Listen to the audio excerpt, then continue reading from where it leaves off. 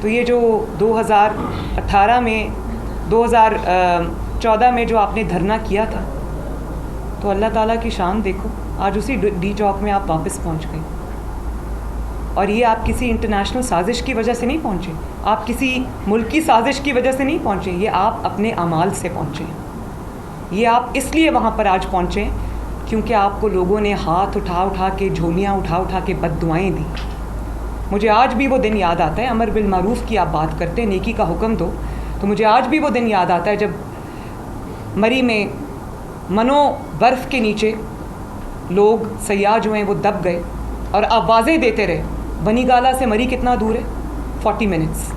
آپ کو اتنی توفیق نہیں ہو. آپ شہباز شریف کو کہتے ہیں شوباز، اور اس کو کہتے ہیں وہ بوٹ پہن کے آ جاتا ہے.